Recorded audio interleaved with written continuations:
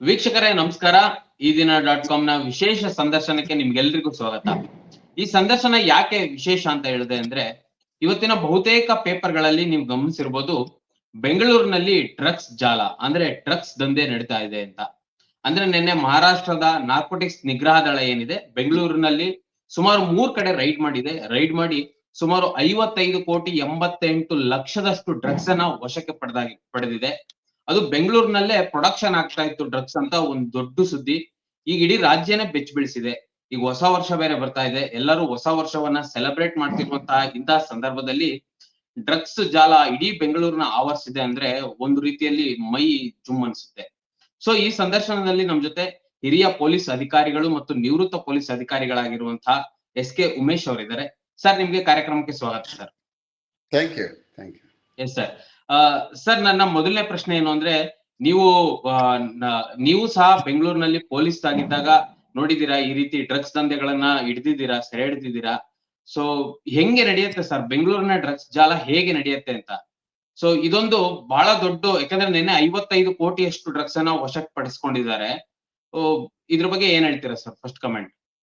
ಬೆಂಗಳೂರಿನಲ್ಲಿ ಡ್ರಗ್ ಜಾಲ ಬಹಳ ವರ್ಷಗಳಿಂದ ನಡೀತಾ ಇದೆ. ಬೆಂಗಳೂರು ಯಾವಾಗ ಅರ್ಬನೈಸೇಷನ್ ಆಗಿ ಬೆಂಗಳೂರಿನ ಜನಸಂಖ್ಯೆ ಯಾವಾಗ 10 ಲಕ್ಷ, 15 ಲಕ್ಷ, 20 ಲಕ್ಷ ಮೇಲ್ಪಟ್ಟು ಮೀರ್ತೋ, ಆ ಕಾಲದಿಂದನೂ 1980-70ನೇ ವರ್ಷಗಳಿಂದನೂ ಸಹ ಈ ಡ್ರಗ್ ಜಾಲಗಳು ನಡೀತಾ ಇದೆ. ಆದ್ರೆ ಬೆಂಗಳೂರಿನಲ್ಲಿ ಏನಾಗ್ತಾ ಇದೆ ಅಂತಂದ್ರೆ, ಯಾವ್ಯಾವ ಡ್ರಗ್ಸು ಯಾವ್ಯಾವ ಜಾಗಗಳನ್ನ ಆಕ್ರಮಿಸ್ಕೊಂಡಿದೆ ಅಂತ ಅನ್ನುವಂಥದ್ದು ಇಂಪಾರ್ಟೆಂಟ್.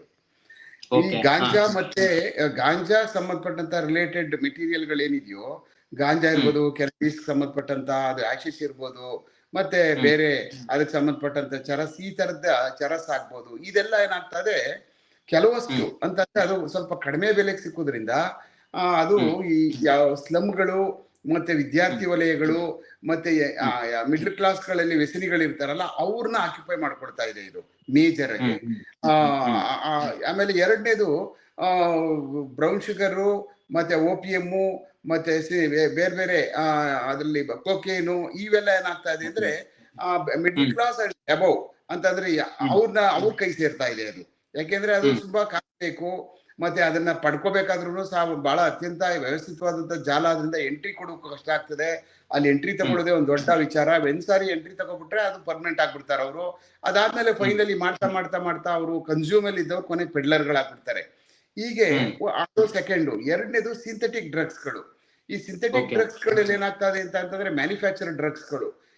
ಅವೆರಡೂ ಡ್ರಗ್ಗಳಿಗಿಂತ ಇದು ಡೇಂಜರಸ್ ಡ್ರಗ್. ಈ ಡ್ರಗ್ ಇದು ತಗೊಂಡ ತಕ್ಷಣನೇ ಇವರು ರಕ್ತದ ನಾಳೆಗೆ ಸೇರಿದ ತಕ್ಷಣನೇ ಅವ್ರಿಗೆ ಏನ್ ಅನ್ಬೇಕೋ, ಏನ್ ಮಾಡ್ಬೇಕೋ, ಯಾವ ತರ ಮನಸ್ಸಲ್ಲಿ ಅವರು ತಿಳ್ಕೊಳ್ತಾರೋ ಆ ತರ ಆಕ್ಟ್ ಮಾಡೋದಕ್ಕೆ ಸಿಂಥೆಟಿಕ್ ಡ್ರಗ್ಗಳು ಅದರ ಪ್ರಕಾರವಾಗಿ ಅದೇ ತರ ಮ್ಯಾನುಫ್ಯಾಕ್ಚರ್ ಮಾಡ್ತಾರೆ, ಕೆಮಿಕಲ್ ಕಾಂಪೌಂಡ್ ನ ಯೂಸ್ ಮಾಡಿ.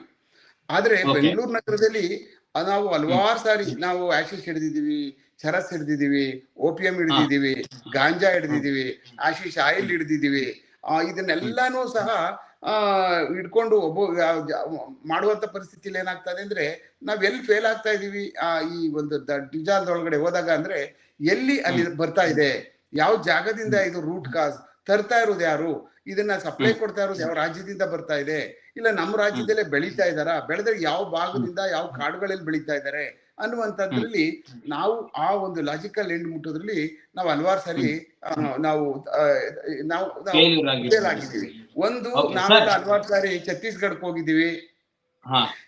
ಹಿಂದೆ ಒಂದು ಮಾತಿತ್ತು ಸರ್, ಇನ್ನು ಇದರ ಮಧ್ಯದಲ್ಲಿ, ಸಾರಿ ಫಾರ್ ದ ಇಂಟರ್ಪ್ರೆಷನ್, ಹಿಂದೆ ಒಂದು ಮಾತಿತ್ತು, ವಿದೇಶಿ ಪ್ರಜೆಗಳು ಡ್ರಗ್ಸ್ ಅನ್ನ ತರ್ತಾ ಇದ್ರು ನಮ್ಮ ರಾಜ್ಯಗಳಿಗೆ ಅಂತ ಇತ್ತು. ಸೊ ಈಗ ಬೆಂಗಳೂರಿನಲ್ಲೇ ಡ್ರಗ್ಸ್ ಪ್ರೊಡಕ್ಷನ್ ಯೂನಿಟ್ ಗಳು ಸಿಕ್ಕಿದೆ 3 ಕಡೆ. ಸೊ ಇದ್ರ ಬಗ್ಗೆ ಏನ್ ಹೇಳ್ತೀರಾ ನೀವು? ನೋಡಿ, ಈಗ ನೈಜೀರಿಯಾ ಏನಿದೆ, ಸೌತ್ ಆಫ್ರಿಕನ್ ಕಂಟ್ರಿಗಳು, ಅವ್ರದ್ದು ಅದೇ ಕೆಲಸ. ಒಬ್ಬೊಬ್ಬ 10 ಪಾಸ್ಪೋರ್ಟ್ ಗಳಿರ್ತವೆ. ಅವ್ರು ಬೆಳಗ್ಗೆ ಎದ್ದ ಅಂದ್ರೆ ಒಂದ್ ಪಾಸ್ಪೋರ್ಟ್ ಅಲ್ಲಿ ಸಿಗಾಕೊಂಡು ಈಚೆ ಬಂದ್ರೆ ಇನ್ನೊಂದು ಪಾಸ್ಪೋರ್ಟ್ ಅಲ್ಲಿ ಬರ್ತಾನ ಅವನು. ಹೀಗೆ ಅವ್ರು ಬೆಳಗ್ಗೆ ಎದ್ದ ಅಂದ್ರೆ ಇದೇ ಜಾಲಗಳಲ್ಲಿ ಅವ್ರು ಇದೇ ಇದನ್ನ. ಇಲ್ಲಿ ನಮ್ಮಲ್ಲಿ ಏನಾಗ್ತದೆ ಅಂತಂದ್ರೆ, ಒಂದು ಸ್ವಲ್ಪ ಬೇಲ್ಗಳು ಬಹಳ ಬೇಗ ಸಿಗ್ತವೆ. ಆಮೇಲೆ ಫಾರಿನರ್ಸ್ ಅಂತಂದ್ರೆ ಅವ್ರಿಗೊಂದ್ ಸ್ವಲ್ಪ ಬೇಗ ಕನ್ಸಿಡರೇಷನ್ ಮಾಡಿ ಆಚೆ ಕಳಿಸ್ತಕ್ಕಂಥದ್ದಿದೆ. ಇದೆಲ್ಲ ಅಡ್ವಾಂಟೇಜ್ಗಳು ಅವ್ರಿಗೆ ಆಗ್ತಾ ಇದೆ. ಈ ನಮ್ಮಲ್ಲಿ ಏನೀಗ ಫ್ಯಾಕ್ಟ್ರಿಗಳು ಅಂತ ಏನು ಈಗ 2-3 ದಿವಸದಿಂದ ಪೇಪರ್ ಅಲ್ಲಿ ನ್ಯೂಸ್ ಗಳಲ್ಲಿ ಬರ್ತಾ ಇರ್ತಕ್ಕಂಥದ್ದಿದೆ, ಇದು ಸಿಂಥೆಟಿಕ್ ಡ್ರಗ್. ಈ ಸಿಂಥೆಟಿಕ್ ಡ್ರಗ್ ನ ಯಾವಾಗ ಬಾಂಬೆನಲ್ಲಿ ನಾರ್ಕೋಟಿಕ್ ವಿಂಗ್ನವರು ಅಲ್ಲಿ ಅವ್ರನ್ನ ಹಿಡಿದು ಅವ್ನಿಗೆ ಅದ್ರ ಸಂಬಂಧಪಟ್ಟಂತವ್ರನ್ನ ಇನ್ನೊಂದ್ 3-4 ಜನನ ಇಲ್ಲೇ ಕರ್ನಾಟಕದಲ್ಲಿ ಹಿಡ್ಕೊಂಡು ಅವ್ರನ್ನ ಬಾಯಿ ಬಿಡಿಸಿ ಎಲ್ಲಿ ಇದನ್ನ ತರ್ತಾ ಇದ್ದೀರಿ ನೀವು ಅಂತ ಹೇಳಿದಾಗ ಅವ್ರು ರಾಮಮೂರ್ತಿ ನಗರ ಮತ್ತೆ ಅವಲಹಳ್ಳಿ ಮತ್ತೆ ಬೆಂಗಳೂರಿನ ಏನು ಪೂರ್ವ ಮತ್ತು ಪೂರ್ವ ಭಾಗಗಳಲ್ಲಿ ತಯಾರಿಕಾ ಘಟಕಗಳಿದಾವೆ ಅಂತ ಹೇಳಾದ್ಮೇಲೆ ಬಂದಿದ್ದಾರೆ ಅವರು. ಬಂದು ಅದನ್ನ ರೇಡ್ ಮಾಡ್ಕೊಂಡು ಆ ಸಿಂಥೆಟಿಕ್ ಡ್ರಗ್ಸ್ ನ ಎಷ್ಟು ವರ್ಷದಿಂದ ಮಾಡ್ತಾ ಇದ್ರು ಏನು ಅಂತ ಹೇಳ್ಬಿಟ್ಟು ಅಂತ ಒಂದು ಮಾಡಿರ್ತಕ್ಕಂಥದ್ದಿದೆ.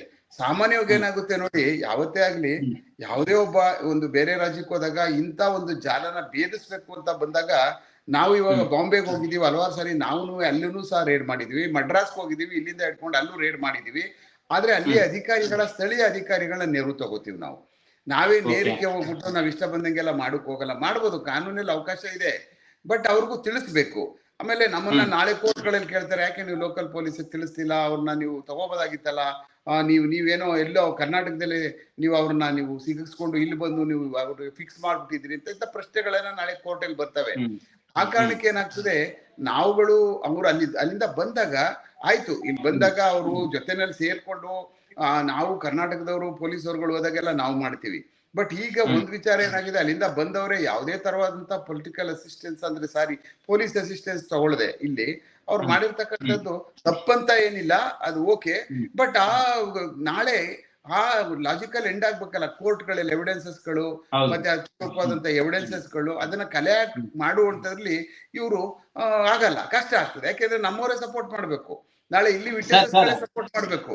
ಆ ಕಾರಣಕ್ಕೆ ಸ್ವಲ್ಪ ಕಷ್ಟ ಆಗ್ತದೆ. ಅದರಿಂದ ಅವರು ಮಾಡಿರೋದು ಸರಿ, ಮಾಡಬಾರ್ದು ಅಂತ ಏನಿಲ್ಲ, ಬಟ್ ತಿಳಿಸಿ ಮಾಡಿದ್ರು ಸಹ ನಾವು ಬಂದು ರೇಡ್ ಮಾಡಿದೀವಿ ಅಂತ ಅಂದ್ರು ಅಷ್ಟೇ ಅವ್ರಿಗೆ ಮಹತ್ವ ಸಿಕ್ತಿತ್ತು. ಅವ್ರ ತಲೆನೇಲೇನಿರ್ಬೋದು, ಇಲ್ಲಿ ಲೋಕಲ್ ಪೊಲೀಸರುಗಳು ಇನ್ವಾಲ್ವ್ ಆಗ್ಬಿಟ್ಟಿರ್ಬೋದು ಅವ್ರ ಜೊತೆ. ಇಲ್ಲ ಅಂತಂದ್ರೆ ಹೇಗೆ ನಡೆಸ್ಬಿಡ್ತಾರೆ, ಹೇಗೆ ನಡೆಸ್ತಾರೆ ರಾಜ್ಯದ. ಸರ್, ನನ್ನ ಪ್ರಶ್ನೆ ಏನು ಅಂದ್ರೆ, ರಾಜ್ಯದ ಪೊಲೀಸ್ನವ್ರಿಗೆ ಸಿಗದೆ ಇರುವಂತಹ ಇಂಥ ಜಾಲ ಮಹಾರಾಷ್ಟ್ರದ ಪೊಲೀಸ್ನವ್ರು ಬಂದು ಇಲ್ಲಿ ಕಂಡುಹಿಡಿತಾರೆ. ನೀವು ಅದನ್ನೇ ಮಾತಾಡ್ತಾ ಇದ್ರಿ. ಸೊ ಈಗ ನಮ್ಮ ರಾಜ್ಯದ ಪೊಲೀಸ್ ವ್ಯವಸ್ಥೆ ವೈಫಲ್ಯ ಅನ್ಸತ್ತಾ ಇದು? ನಿಮ್ಗೆ ಏನ್ ಅನ್ಸುತ್ತೆ? ಯಾಕಂದ್ರೆ ನೀವು ಪೊಲೀಸ್ ಆಫೀಸರ್ ಆಗಿದ್ದವರು. ಇಲ್ಲ, ಪೊಲೀಸ್ ಕೆಲಸ ಮಾಡ್ತಾ ಇರ್ಬೇಕಂತ ಸಮಯದಲ್ಲಿ ಇಂಥವೆಲ್ಲ ಆಗ್ತಾ ಇರ್ತೇವೆ. ಅದನ್ನ ಖಂಡಿತವಾಗ್ಲೂ ನಾವು ವೈಫಲ್ಯ ಅಂತ ಅನ್ನೋದಿಲ್ಲ. ಈಗ ನಾನೊಬ್ಬ ಬಹಳ ದಕ್ಷ ಅಧಿಕಾರಿ ಇದ್ದೀನಿ ಅಂತ ಹೇಳಿದ್ರೆ ಇಬ್ಬರು ರೌಡಿಗಳು ಮರ್ಡರ್ ಆಗ್ಬಿಟ್ರೆ ಅದಕ್ಷ ಆಗ್ಬಿಡಕ್ಕಾಗಲ್ಲ. ಅದು ಮನಸ್ಥಿತಿ, ಕೊಲ್ಲುವ ಮನಸ್ಥಿತಿ, ಕೊಲ್ಲಿಸ್ಕೊಳ್ಳುವಂತವ್ರ ಮನಸ್ಥಿತಿಗಳ ಮೇಲೆ ಹೋಗ್ತದದು. ಆ ಕಾರಣಕ್ಕೆ ಇಂಥದ್ದು ನಡೀತಾ ಇದೆ ಅಂದಾಗ ಆ ಒಬ್ಬ ಮನುಷ್ಯ ಅಲ್ಲಿರ್ತಕ್ಕಂಥವನು ಒಬ್ಬ ಅಧಿಕಾರಿಯ ಗುಣ ಲಕ್ಷಣ, ಅವನ ಕೆಲಸ, ಇದೆಲ್ಲ ಅಲ್ಲಿ ಹಿರಿಯ ಅಧಿಕಾರಿಗಳಿಗೆ ಗೊತ್ತಿರ್ತದೆ. ಇವ್ನು ಯಾವ ಮಟ್ಟಕ್ಕೆ ಕೆಲಸ ಮಾಡ್ತಾನೆ, ಎಷ್ಟ್ರ ಮಟ್ಟನ್ನ ಇವ್ನು ನಂಬೋದು, ಆಮೇಲೆ ಇವ್ನು ಈ ತರ ಒಂದು ಇನ್ವಾಲ್ವ್ಮೆಂಟ್ ಏನಾದ್ರು ಅಂತ ಒಂದು ಡ್ರಗ್ ಮಾಡ್ತಾ ಇರ್ತಕ್ಕಂತ ಒಂದು ಇವ್ರ ಜೊತೆ ಶಾಮೀಲಾಗುವಂತದ್ದು ಏನಾರ ಇದೆಯಾ ಅಂತ ಗುಣಾವಗುಣಗಳೆಲ್ಲ IPS ಅಧಿಕಾರಿ ಆದಂತ DCPಗಳಿಗೆ ಗೊತ್ತಾಗ್ತದೆ. ಅದು ಕೆಲವಷ್ಟ ಟೈಮಲ್ಲಿ ಕತ್ಲೆ ದೀಪದ ಕೆಳಗಡೆನೆ ಕತ್ಲೆ ಅಂತ ಹೇಳ್ತಾರಲ್ಲ, ಹೀಗಾಗಿರ್ತಕ್ಕಂಥದ್ದು ಹಲವಾರು ಸಾರಿ ಆಗಿದೆ. ಬಟ್ ಇದು ಒಂಥರ ನಮ್ಗೆ ಅಲಾರಾಮಿಂಗ್. ಇದು ಏನು, ನಾವು ಯಾವ್ದೋ ರಾಜ್ಯದವ್ರು ಬಂದು ನಮ್ಮ ಬುಡಕ್ಕೆ ಬಂದು ಬೆಂಕಿ ಗಿಡ್ತಾವ್ರೆ ಅಂತ ಅಂದಾಗ ನಾವೆಲ್ಲ ಫೇಲ್ ಆದೋ ಅಂತ ಅಕ್ಸೆಪ್ಟ್ ಮಾಡ್ಕೊಳ್ಳೇಬೇಕಾಗ್ತದೆ. ಅದರಿಂದ ನಾವೇನ್ ಆಚೆ ಬರೋಕ್ ಆಗುದಿಲ್ಲ. ನಾವು ಮೀಸೆ ತಿರ್ಕೊಂಡು ಸುಮ್ನೆ ಕೂತ್ಕೊಬಿಟ್ಟು ಇಲ್ಲ ನಾವು ಬೇರೆ ರಾಜ್ಯದಲ್ಲಿ ಹಿಡಿದಿಲ್ವಾ, ನಾವು ಛತ್ತೀಸ್ಗಢದಲ್ಲಿ ಗಾಂಜಾ ಹಿಡಿದಿಲ್ವಾ, ನಾವು ಹೋಗ್ಬಿಟ್ಟು ಸಿಲಿಗುರಿನಲ್ಲಿ ಗಾಂಜಾ ಸೀಸ್ ಮಾಡ್ಲಿಲ್ವಾ, OPM ಸೀಸ್ ಮಾಡ್ಲಿಲ್ವಾ, ಕೊಕೈನ್ ಸೀಸ್ ಮಾಡ್ಲಿಲ್ಲ, ಮಾಡ್ಕೊಂಡು ಬಂದಿದ್ದೀವಿ. ಆದ್ರೆ ದಟ್ ಈಸ್ ಟೂ ಫಾರ್. ಅದನ್ನ ನಾವು ಕ್ಯಾಲ್ಕುಲೇಷನ್ ತಗೊಳಕ್ ಆಗುದಿಲ್ಲ. ಅದು ಬಟ್ ಮಾಡಿದ್ದು ಅವ್ರು ಬಂದ್ ಮಾಡಿರುವಂತದ್ದು ಸರಿ, ಬಟ್ ವೈಫಲ್ಯತೆ ಅನ್ನೋದಕ್ಕಿಂತ ಸರಿಯಾಗಿ ಕೆಲಸ ಮಾಡ್ಲಿಲ್ಲ ಅವರು ಅಂತ. ಅಂದ್ರೆ ಮಟ್ಟಕ್ಕೆ ಅವರು ಸಪ್ಲೈ ಮಾಡುವಂತದ್ದು, ಪೆಡ್ಲಿಂಗ್ ಮಾಡುವಂತದ್ದು, ಎಲ್ಲಿಂದನೋ ಬರುವಂತದ್ದು, ಡಿಸ್ಟ್ರಿಬ್ಯೂಷನ್ ಮಾಡುವಂತದ್ದು, ವಂಚಿಕೆ ಮಾಡುವಂತದ್ದು, ಮಾರಾಟ ಮಾಡುವಂತದ್ದು, ಹಣ ವಸೂಲ್ ಮಾಡುವಂತದ್ದು, ಇದನ್ನ ನಾವು ಕೇಳ್ತಾ ಇದ್ವಿ. ಬಟ್ ಅದನ್ನ ಮೀರಿದ್ದು, ಅದನ್ನೆಲ್ಲ ಮೀರಿ ಇಲ್ಲೇ ಪ್ರೊಡಕ್ಷನ್ ಮಾಡ್ತಾವ್ರೆ ಅಂತಂದ್ರೆ ಬಹಳ ಧೈರ್ಯ ಬೇಕು. ಪ್ರೊಡಕ್ಷನ್ ಕೈ ಹಾಕ್ತಾರವ್ರು ಅಂತಂದ್ರೆ ಅಲ್ಲಿರ್ತಕ್ಕಂಥ ಪೊಲೀಸರ ಮೇಲೆ ಭಯಂಕರವಾದಂತ ಅವ್ರಿಗೆ ಭಯ ಇಲ್ಲ ಅಂದಂಗ ಅನಿಸ್ತದೆ. ಮತ್ತೆ ಯಾರೋ ಬಿಡೋರು ಸಿಗಾಕೊಂಡ್ರೆ ನಾಳೆ ದಿವಸ ಅವ್ರನ್ನೆಲ್ಲಾದ್ರೂ ನಾವು ಪ್ಯಾಕೆಟ್ ಮಾಡ್ಕೋಬಹುದು ಅಂತ ಅನ್ನುವಂತ ಒಂದು ಕೆಟ್ಟ ಮನಸ್ಥಿತಿ ಅವರಲ್ಲಿ ಇತ್ತೋ ಏನೋ. ಬಟ್ ಇಷ್ಟ್ರ ಮಟ್ಟಿಗೆ ಇವ್ರು ಧೈರ್ಯ ಮಾಡಿದ್ದಾರೆ ಅಂತ ಅಂದ್ರೆ ಇನ್ನು ಇತಿಹಾಸದಲ್ಲಿ ಇವ್ರು ಯಾವತ್ತೂ ಇನ್ ಮುಂದೆ ಹಿಂಗ್ ಮಾಡಬಾರ್ದು. ಇವರು ಬೆಂಗಳೂರು ನಗರದಲ್ಲಿ ಈ ತರ ಒಂದು ಫ್ಯಾಕ್ಟ್ರಿಗಳೇ ಓಪನ್ ಮಾಡ್ಕೊಬಿಟ್ಟು ಈ ತರ ಮಾಡುವಂತವ್ರನ್ನ ಇವ್ರಿಗೆ ಅಷ್ಟು ಸುಲಭ ಬಿಡಬಾರ್ದು. ಇವ್ರಿಗೆ ಶಿಕ್ಷೆಗಳನ್ನೇ ತಗೋಬೇಕು, ಮತ್ತೆ ಇವ್ರನ್ನ ಒಳಗಡೆ ಜೈಲಿನಲ್ಲಿ ಪರ್ಮನೆಂಟ್ ಆಗಿ ಇರಿಸ್ಬೇಕು. ಇದು ನಾಳೆ ದಿವಸ ಈ ತರ ಮಾಡಿದ್ರೆ ನಾವು ಜೈಲಿಂದ ಈಚೆ ಬರಲ್ಲ, ನಮ್ಗೆ ಶಿಕ್ಷೆ ಆಗ್ಬಿಡ್ತವೆ ಅಂತ ಅನ್ನುವಂಥದ್ದನ್ನ ಈ ಒಂದು ರೇಡ್ಗಳು ಬಾಂಬೆ ಅವ್ರು ಏನ್ ಬಂದ್ ಮಾಡಿದಾರೆ ಮಹಾರಾಷ್ಟ್ರದವರು, ಇದ್ರ ಮುಖಾಂತರ ಸಾಧನೆ ಮಾಡ್ತಕ್ಕಂಥ ಅತ್ಯಂತ ಜವಾಬ್ದಾರಿ ನಮ್ಮ ಮೇಲಿದೆ. ಈಗ ನಮ್ಮಲ್ಲಿದೆ ಸರ್. ಇನ್ನೊಂದು, ಈ ಹಿಂದೆ ಇತ್ತೀಚೆಗೆ ಕೆಲವೇ ದಿನಗಳ ಹಿಂದೆ ಮೈಸೂರಿನಲ್ಲೂ ಸಹ ಡ್ರಗ್ಸ್ ಸಿಕ್ಕಿತ್ತು. ನೀವು ಗಮನಿಸಿರ್ತೀರಾ, ಸುಮಾರು 390 ಕೋಟಿಯಷ್ಟು ಮೌಲ್ಯದ ಡ್ರಗ್ಸ್ ಸಿಕ್ಕಿತ್ತು ಮೈಸೂರಿನಲ್ಲಿ. ಈಗ ಬೆಂಗಳೂರಿನಲ್ಲಿ 55 ಕೋಟಿ ಮೌಲ್ಯ ಸಿಕ್ಕಿದೆ. ಅಂದ್ರೆ ಕರ್ನಾಟಕದ ಹೀಗೆ ಒಂದೊಂದು ಜಿಲ್ಲೆಗಳಲ್ಲಿ ಈ ರೀತಿ ಸಿಗ್ತಾ ಹೋಯ್ತು ಅಂದ್ರೆ ಸೊ ಕರ್ನಾಟಕ ಯಾವ ಪರಿಸ್ಥಿತಿಗೆ ಬರುತ್ತೆ, ಸೊ ನಮ್ಮ ಯುವಕರು ಯಾವ ಪರಿಸ್ಥಿತಿಗೆ ಬರ್ತಾರೆ, ಸೊ ಈ ಮಾಫಿಯಾ ಹೆಂಗೆ ನಡೆಯುತ್ತೆ ಅಂತ ಗೊತ್ತು ಸರ್, ಹೆಂಗ್ ನಡೆಯುತ್ತೆ ಇದು ಈ ಮಾಫಿಯಾ? ನೋಡಿ, ಮಾಫಿಯಾಗಳು ಸಾಮಾನ್ಯವಾಗಿ ಏನಾಗ್ತದೆ ಅಂತಂದ್ರೆ, ನಾವು ಬಹಳ ಇಂಟರ್ನ್ಯಾಷನಲ್ ಲಿಂಕ್ ಬಂತು ಅಂತ ಅಂದ್ರೆ ಅದಕ್ಕೆ ಬೇರೆ ತರವಾದಂತ ಒಂದು ಮಾಫಿಯಾ ಇದೆ. ಈಗ ನಮ್ಮಲ್ಲಿ ಏನಾಗ್ತದೆ ಅಂತಂದ್ರೆ, Indo Pakistan border, Indo Afghan border ಇಂದ ಅದು ನಮ್ಗೆ ಒಳಗಡೆಗೆ ನುಗ್ಗಿಸ್ತಾರೆ. ಬಹಳ ಇದನ್ನ ಬ್ರೌನ್ ಶುಗರ್ ನ ಒಳಗಡೆ ನುಗ್ಗಿಸ್ತಾರೆ, OPM ನ ಒಳಗಡೆ ನುಗ್ಗಿಸ್ತಾರೆ. ಅವ್ರ ಕೆಲಸನೇ ಇಂಡಿಯಾ ದೇಶಕ್ಕೆ ಇದನ್ನ ನುಗ್ಗಿಸಿ ಇಲ್ಲಿ ಇರ್ತಕ್ಕಂಥ ಯಂಗ್ಸ್ಟರ್ಸ್ ಏನಿರ್ತಾರಲ್ಲ ಇವ್ರನ್ನ, ಅವರ ಮನಸ್ಸನ್ನ ಮತ್ತೆ ಅವ್ರ ಶಕ್ತಿಯನ್ನ ಕೊಲ್ತಕ್ಕಂತ ಒಂದು ಡ್ರಗ್ ಟೆರರಿಸಂ ಅಂತ ಕರಿತೀವಿ ನಾವು ಅದನ್ನ ನಿರಂತರವಾಗಿ ಈ ಪಾಕಿಸ್ತಾನ ನಮ್ಗೆ ಬರ್ಮಾ ಮುಖಾಂತರ ಮಾಡಿಸ್ತದೆ, ಬಾಂಗ್ಲಾದೇಶದ ಮುಖಾಂತರ ಮಾಡಿಸ್ತದೆ, ನೇಪಾಳ ಕಡೆಯಿಂದ ಮಾಡಿಸ್ತದೆ, ಮತ್ತೆ ಆ ಬಾಂಗ್ಲರು ಪಾಕಿಸ್ತಾನದ ಬಾರ್ಡರ್ಗಳ ಕಡೆಯಿಂದ ನಿರಂತರವಾಗಿ ಮಾಡ್ತಾನೆ ಇದೆ. ಅದು ಕಂಟಿನ್ಯೂಸ್ ಆಗಿ ಮಾಡ್ತಾ ಇದೆ. ಮತ್ತೆ ಈಗ ಡ್ರೋನ್ಗಳ ಮುಖಾಂತರ ಸಹ ಡ್ರಾಪ್ ಮಾಡುವಂತದ್ದು ಇಂಟೀರಿಯರ್ ಒಳಗಡೆ ಬಂದು ಈ ತರದೆಲ್ಲಾನು ನಾವು ಅದನ್ನ ನಮ್ಮ ಬಾರ್ಡರ್ ಸೆಕ್ಯೂರಿಟಿ ಫೋರ್ಸ್ ಅವರು ಹಿಡ್ಕೊಳ್ಳುವಂತದ್ದು, ನಿರಂತರವಾಗಿ ಅದ್ರ ಮೇಲೆ ರೇಡ್ ಮಾಡುವಂತದ್ದು ಮಾಡ್ತಾನೆ ಇದ್ದಾರೆ. ಆದ್ರೆ ನಮ್ಮ ದೇಶನ ಉಡ್ತಾ ಪಂಜಾಬ್ ಅಂತ ಕರಿತೀವಿ. ಅಲ್ಲಿ ಆ ಒಳಗಡೆ ಪಂಜಾಬ್ ಅಲ್ಲಿ ಏನು ಅಂತಂದ್ರೆ ಉಡ್ತಾ ಪಂಜಾಬ್ ಅಂತ ಕರೆಯುವಂತದ್ದು. ಅಂದ್ರೆ ಆ ಮಟ್ಟಕ್ಕೆ ಅಲ್ಲಿಗೆ ಅಷ್ಟೊಂದು ಚರಸ್ಸು ಮತ್ತೆ ಅಷ್ಟೊಂದು OPM ಅಷ್ಟೊಂದನ್ನ ತಂದು ಒಳಗೆ ನುಗ್ಗಿಸ್ಬೇಕು ಅಲ್ಲಿಗೆ. ಅಂದ್ರೆ ಅವರು ಬ್ರೌನ್ ಶುಗರ್ ನುಗ್ಗಿಸ್ಬೇಕು ಅಂತ ಅಂದ್ರೆ ಬಹಳ ಅತ್ಯಂತ ವ್ಯವಸ್ಥಿತವಾದಂತ ಜಾಲದಿಂದಾನೇ ಬರುತ್ತೆ. ಅದು ಅಂತಾರಾಷ್ಟ್ರೀಯ ಜಾಲ ಇರಬಹುದು. ಅದು ನೋಡಿ, ನಮಗೆ ಬರ್ತಕ್ಕಂಥದ್ದು ಬರ್ಮಾ ಕಡೆಯಿಂದ ಬರುತ್ತೆ, ಇಲ್ಲ ಪಾಕಿಸ್ತಾನ ಬಾರ್ಡರ್ ಕಡೆಯಿಂದ ಬರುತ್ತೆ. ನಮ್ ಕ್ಷೀ ರೂಟ್ಗಳಲ್ಲಿ ಬಹಳ ಕಮ್ಮಿ, ಇವಾಗ ತುಂಬಾ ಅದು ಅತ್ಯಂತ ಎಚ್ಚರಿಕೆಯಲ್ಲಿ ಸ್ಕ್ಯಾನ್ ಆಗ್ಬಿಡ್ತವೆ ವೆಹಿಕಲ್ಗಳು. ಆದ್ರೆ ನಮ್ಮಲ್ಲೂ ಏನ್ ಬೆಳಿತಾ ಇಲ್ಲ ಅಂತ ಹೇಳುವಂಗಿಲ್ಲ. ನಮ್ಮಲ್ಲೂ ಸಹ ಕಾಡಿನ ಪ್ರದೇಶಗಳಲ್ಲಿ, ನಕ್ಸಲಿಸಂ ಏರಿಯಾಗಳಲ್ಲಿ ಬಹಳ ಅತ್ಯಂತ ಹೆಚ್ಚಿಗೆ ಈ ಕೆನಬೀಸ್ ಗಾಂಜಾನ ಬೆಳೆದು ಅದೇ ಅವ್ರಿಗೆ ಆದಾಯದ ಮೂಲಗಳು ಜಾಸ್ತಿ. ಅದು ವೆಂಕಟೇಶ್ವರ ಅಂತ ಬರುತ್ತೆ ವೈಜಾಗ್ ಹತ್ರ, ಅಲ್ಲೇ ಮೇನ್ ಹೆಡ್ ಕ್ವಾರ್ಟರ್ ಇರ್ತಕ್ಕಂಥದ್ದು ಗಾಂಜಾಗೆ. ಬೆಳೀತಕ್ಕಂಥ ಛತ್ತೀಸ್ಗಢದಲ್ಲಿ ಬೆಳೀತಕ್ಕಂಥ ಇಂಟೀರಿಯರ್ ಫಾರೆಸ್ಟ್ ಗಳಲ್ಲಿ ಎಲ್ಲಾ ಗಾಂಜಾ ಬಂದು ಅಲ್ಲಿಂದಾನೇ ಬಂದು ಬೇರೆ ಬೇರೆ ಬೇರೆ ಬೇರೆ ಟ್ರಾನ್ಸ್ಪೋರ್ಟೇಷನ್ ಮೋಡ್ಗಳಿಂದ ಬೆಂಗಳೂರು ನಗರ ಮತ್ತೆ ಕಾಸ್ಮೋಪಾಲಿಟನ್ ಸಿಟಿಗಳಿಗೆ ಅಲ್ಲಿಂದ ನುಗ್ಗು ಬರ್ತಕ್ಕಂಥದ್ದಿದೆ. ಮತ್ತೆ ನಮ್ಮ ವೆಸ್ಟರ್ನ್ ಘಾಟ್ಸ್ಗಳು ಮತ್ತೆ ನಮ್ಮ ಅಡ್ಜಾಯಿನಿಂಗ್ ತಮಿಳುನಾಡು ಫಾರೆಸ್ಟ್ ಗಳಲ್ಲೂ ಸಹ ಇದೊಂದು ಬೆಳೀತಾರೆ. ಆದ್ರೆ ನಮ್ಮಲ್ಲೇನು ಬಹಳ ಕಮ್ಮಿ OPM ಬೆಳೆಯುವಂತದ್ದು. OPM ಅಂತಂದ್ರೆ ನಿಮ್ಗೆ ಗೊತ್ತಿರ್ತದೆ, ಅದರಿಂದಾನೇ ಬ್ರೌನ್ ಶುಗರ್ ಮಾಡ್ತಕ್ಕಂಥದ್ದು OPM ಇಂದಾನೆ.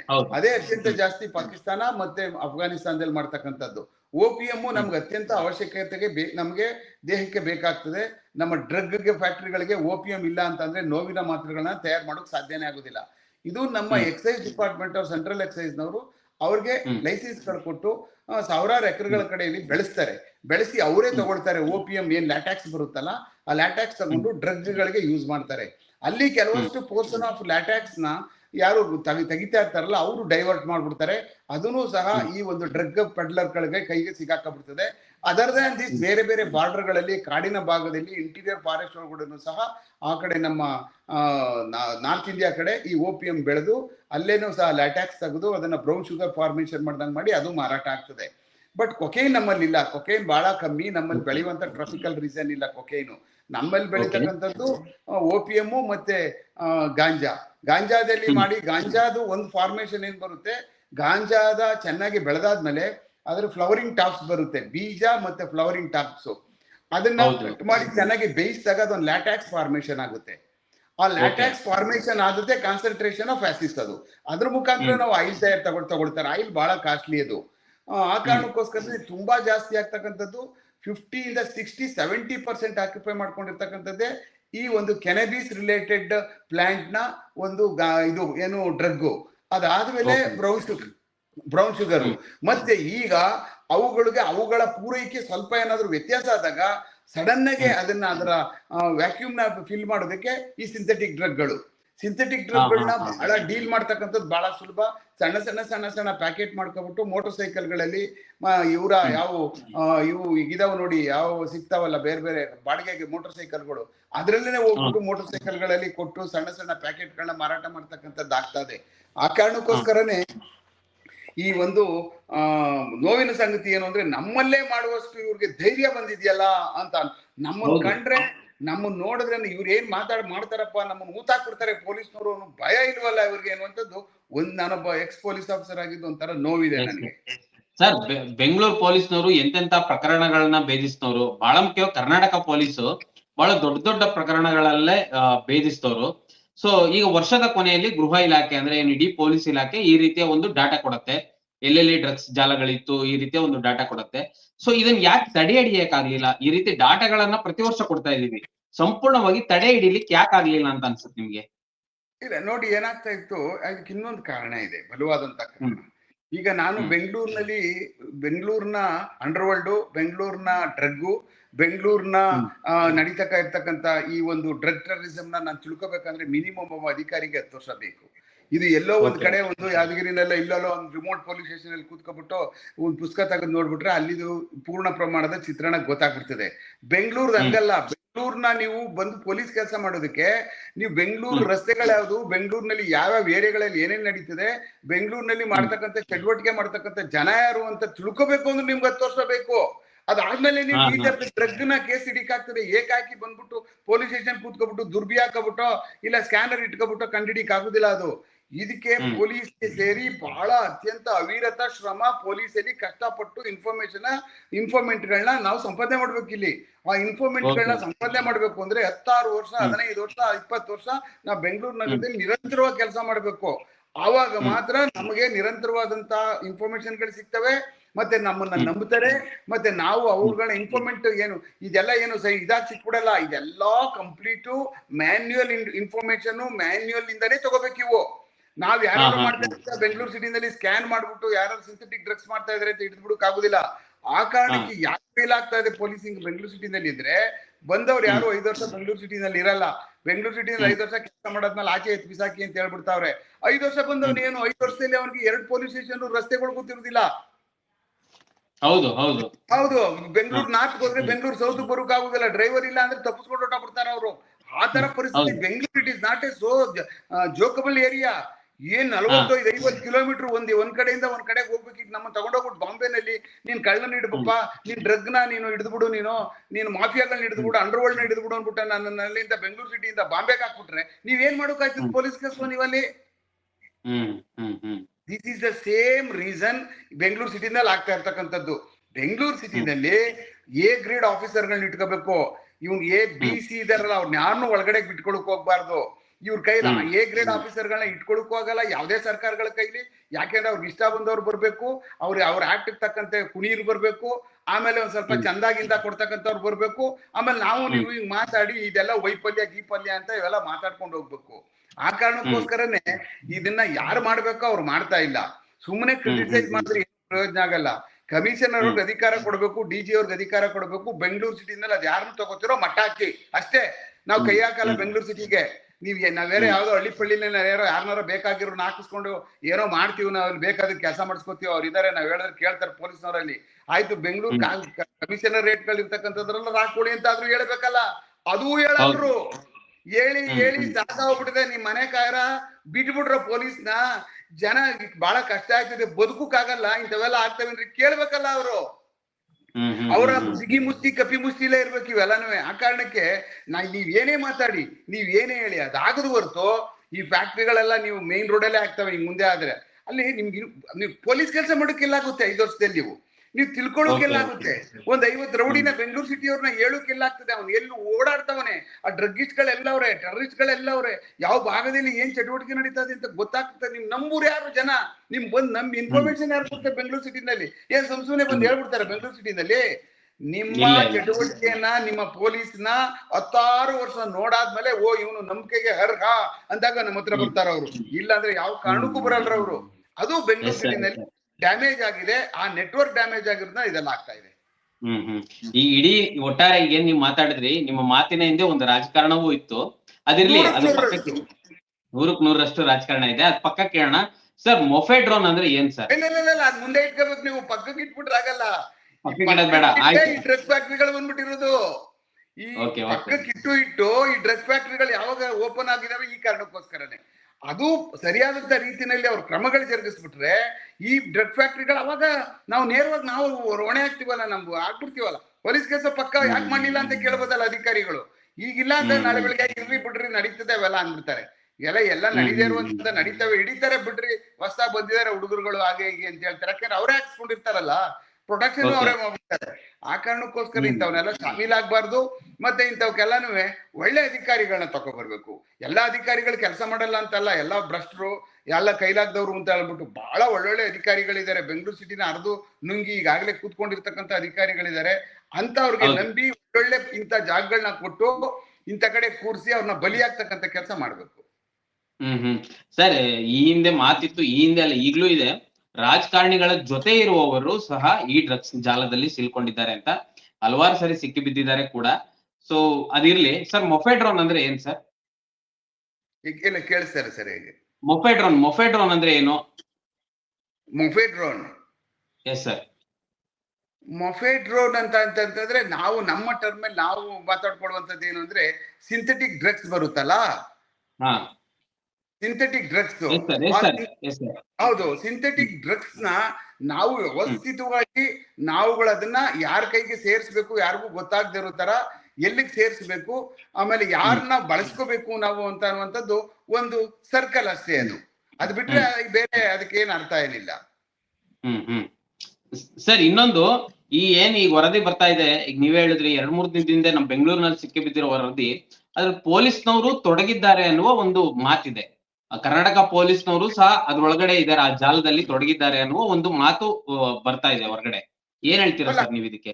ಅಲ್ಲ, ಅಕಸ್ಮಾತ್ ಆತರ ಇತ್ತು ಅಂದ್ರೆ ಬಿಡಬಾರ್ದು. ಅವ್ರನ್ನೂ ಅವ್ರ ಜೊತೆನೆ ಅರೆಸ್ಟ್ ಮಾಡಿ ಮಹಾರಾಷ್ಟ್ರ ಪೊಲೀಸರ ಕೈ ಕೊಟ್ಟು ಕಳಿಸ್ಬಿಡ್ಬೇಕು. ಯಾಕೆ ಅವ್ರನ್ನ ನಾವು ಸ್ಪೇರ್ ಮಾಡ್ಬೇಕು? ಈಗ ಡ್ರಗ್ ಜಾಲದಲ್ಲಿ ಒಬ್ಬ ಪೊಲೀಸ್ ಇನ್ವಾಲ್ವ್ ಆಗವನಿ ಅಂದ್ರೆ ಅವನನ್ನ ನಾವು ಡ್ರಗ್ಗಿಸ್ಟ್ ಅಂತಾನೆ ಕರಿಬೇಕು, ಮತ್ತೆ ಅವನ ಟೆರರಿಸ್ಟ್ ಅಂತಾನೆ ಕರೆದ್ಬಿಟ್ಟು ಅವ್ರ ಜೊತೆನೆಲ್ಲ ಅರೆಸ್ಟ್ ಮಾಡ್ಬಿಟ್ಟು ಜೈಲಿಗೆ ಕಳ್ಸಿಬಿಡ್ಬೇಕು. ಅವ್ರು ಪೊಲೀಸರಲ್ಲ. ಅವ್ರು ಪೊಲೀಸರಾದವ್ರು ಯಾಕೆ ಕೆಲಸ ಮಾಡ್ತಾರೆ? ಅಯೋಗ್ಯ ಕೆಲಸ ಯಾರು ಮಾಡಲ್ಲ. ಶಾಮೀಲಾಗ್ಬಿಟ್ಟು ಯಾರಿಗೋ ಕೆಳ ಹಂತದಲ್ಲಿ ಏನೋ ಸಣ್ಣ ಪುಟ್ಟ ಗೊತ್ತಿಲ್ಲದೆ ಸಣ್ಣ ಪುಟ್ಟ ಏನೋ ಮಾಡ್ಬಿಡ್ಬೋದು. ಬಟ್ ಅಧಿಕಾರಿ ವರ್ಗಗಳಲ್ಲಿ ನೀವು ಆಯ್ತು ಸಿಂಥೆಟಿಕ್ ಡ್ರಗ್ಸ್ ಮಾಡ್ಕೊಳ್ಳಿ, ನನ್ಗೊಂದ್ ತಿಂಗಳಿಗೊಂದು 5 ಲಕ್ಷ ಕೊಡಿ ಅಂತ ಅನ್ನುವಂತ ಮನಸ್ಥಿತಿ ಇರ್ತಕ್ಕಂಥವ್ನು ಅವನನ್ನ ಪೊಲೀಸಲ್ಲಿ ಇಟ್ಕೊಬಿಟ್ರೆ ಗತಿ ಹೆಂಗೆ? ನಾಳೆ ಏನಾಗ್ಬೋದು, ಸಮಾಜ ಯಾವ ಕಡೆಗೆ ಹೋಗ್ತದೆ ಅಂತವ್ರನ್ನೆಲ್ಲರನ್ನು ಆದಷ್ಟು ಬೇಗ ಎಲ್ಲೆಲ್ಲಿಗೆ ಜಾಗ ಸೇರಿಸ್ಬೇಕು, ಜೈಲಿಗೆ ಕೆಲಸ ಕಿತ್ತಾಕ್ಬಿಟ್ಟು ಒಳಗಡೆ ಜೈಲಿಗೆ ಸೇರಿಸುವಂತ ಕೆಲಸ ಮಾಡ್ಬೇಕು. ಇದ್ರಲ್ಲಿ ಇನ್ವಾಲ್ವ್ಮೆಂಟ್ ಇತ್ತು ಅಂದ್ರೆ, ಇನ್ವಾಲ್ವ್ಮೆಂಟ್ ಇಲ್ಲ ಅಂತಂದ್ರೆ ಏನು ಮಾಡೋಕ್ಕಾಗಲ್ಲ. ಗೊತ್ತಿಲ್ಲ, ನೆಗ್ಲಿಜೆನ್ಸ್ ಬೇರೆ ಕಾರಣ ಇರ್ತದೆ, ಏನೋ ಗೊತ್ತಿಲ್ಲದೆ ಮಾಡ್ಬಿಟ್ಟಿದ್ದಾರೆ, ನಾನ್ ಬೇರೆ ಒಳ್ಳೆ ಕೆಲಸಗಳೆಲ್ಲ ಮಾಡ್ತಾ ಇದ್ದೆ ಆದ್ರೂ ಗೊತ್ತಾಗ್ಲಿಲ್ಲ ಅಂತ ಅನ್ನೋದಕ್ಕೂ ಸ್ವಲ್ಪ ಇರ್ತದೆ. ಕೆಲವಷ್ಟು ಒಳ್ಳೊಳ್ಳೆ ಅಧಿಕಾರಿಗಳಿರುವಂತ ಸಮಯದಲ್ಲೂ ಇಂಥವು ಆಗ್ಬಿಟ್ಟಿರುವಂತವ್ ಇರ್ತವೆ. ನೋಡೇ ಬಿಟ್ಟು ಅಂತವು ಕಷ್ಟದ ಪರಿಸ್ಥಿತಿಯನ್ನು ಫೇಸ್ ಮಾಡೋರೇ ಹಿಂದೆ ಎಲ್ಲ. ಆದ್ರೆ ಅದನ್ನ ನೋಡ್ಕೋಬೇಕು ಅಷ್ಟೇನೆ. ನೋಡ್ಕೊಂಡು ಇವನ್ ಇನ್ವಾಲ್ವ್ಮೆಂಟ್ ಇದಾನ ಅಂತ ಅನ್ನುವಂಥದ್ದು ಬಹಳ ಸುಲಭ ಗೊತ್ತಾದ್ರಿಂದ ಅದ್ರ ಮೇಲೆ ಕ್ರಮ ಜರುಗಿಸುವಂತದ್ರಲ್ಲಿ ಬಹಳ ಬೇಗ ಕ್ರಮಗಳನ್ನ ಜರುಗಿಸಿ ಸೂಕ್ತ ಕ್ರಮ ಜರುಗಿಸ್ಬೇಕು. ಸರ್, ನೀವ್ ಆಗ್ಲೇ ಮಾತನಾಡ್ತಾ ಇನ್ನೊಂದು ಮಾತು ಹೇಳಿದ್ರಿ, ನಮ್ ಬೆಂಗಳೂರಿನಲ್ಲಿ ಈ ಸ್ಲಮ್ ಹುಡುಗರು ಈ ಡ್ರಗ್ಸ್ ಜಾಲಕ್ಕೆ ಬಿದ್ದಿರ್ತಾರೆ ಅಂತ. ಈಗ ಪ್ರಸ್ತುತವಾಗಿ ನಾವು ನೋಡೋದಾದ್ರೆ ಸ್ಲಮ್ಗಳು ಕಡಿಮೆ ಆಗ್ತೇವೆ. ಇದೊಂದು IT ಸಿಟಿಯಾಗಿ ಬೆಳೀತಾ ಇದೆ ಬೆಂಗಳೂರು, ಒಂದು ದೊಡ್ಡ ಮೆಟ್ರೋಪಾಲಿಟನ್ ಸಿಟಿಯಾಗಿ ಬೆಳೀತಾ ಇದೆ. ಜಗತ್ತಿನಲ್ಲೇ ಬೆಳೀತಾ ಇರುವ 10 ದೇಶಗಳಲ್ಲಿ ಟಾಪ್ 10 ದೇಶಗಳಲ್ಲಿ ಬೆಂಗಳೂರು 10ನೇ ಸ್ಥಾನದಲ್ಲಿದೆ. ಸೊ ಇಂಥ ಸಂದರ್ಭದಲ್ಲಿ ಈ ಡ್ರಗ್ಸ್ ಮಾಫಿಯಾ ಏನ್ ನಡೀತಾ ಇದೆ, ಈ ಡ್ರಗ್ಸ್ ದಂಧೆ ಯಾರನ್ನ ಟಾರ್ಗೆಟ್ ಮಾಡ್ತಾ ಇದ್ದಾರೆ, ಮತ್ತೆ ಯಾರು ಇದಕ್ಕೆ ಬಲಿ ಆಗ್ತಾ ಇದ್ದಾರೆ ಅಂದ್ರೆ ನಿಮ್ಮ ಇಡೀ ಒಟ್ಟಾರೆ ಪೊಲೀಸ್ ಜರ್ನಿಯಲ್ಲಿ ನೀವು ನೋಡಿದ ರೀತಿಯಲ್ಲಿ?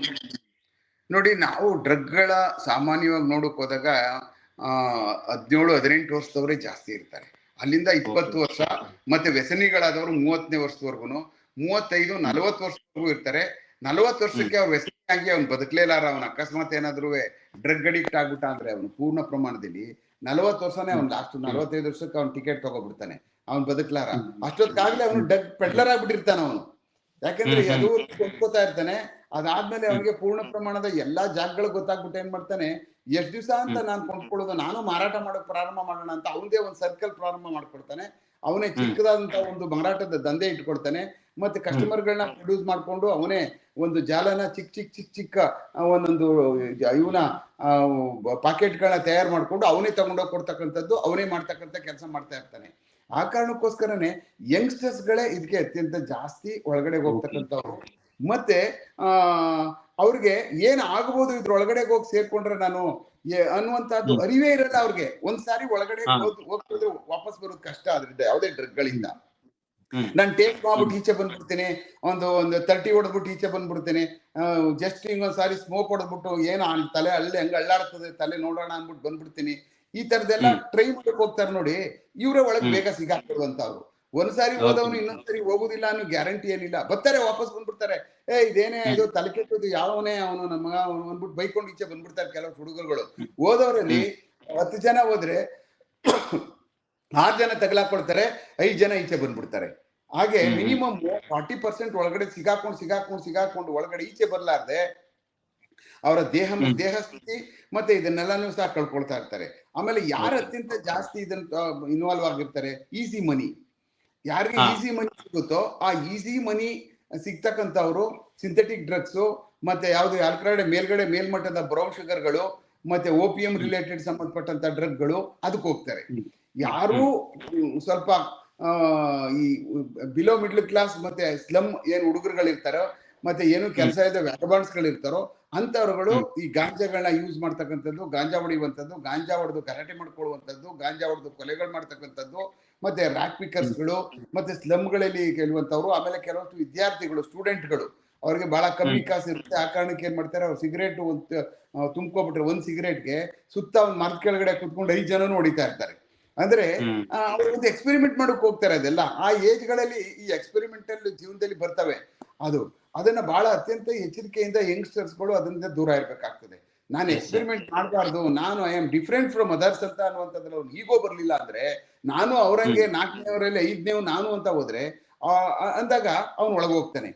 ನಾನು ಅವ್ರ ತರ ಅಲ್ಲ ನಾನು ಅಂತ ಅಂದಾಗ I am different from that other 4 members my friends ಅಂತ ಈಚೆ ಬಂದ್ರೆ ಅವನು ಬಚಾವ್ ಆಗ್ಬಿಡ್ತಾನೆ ಅವ್ರು ಅಲ್ಲಿಂದ.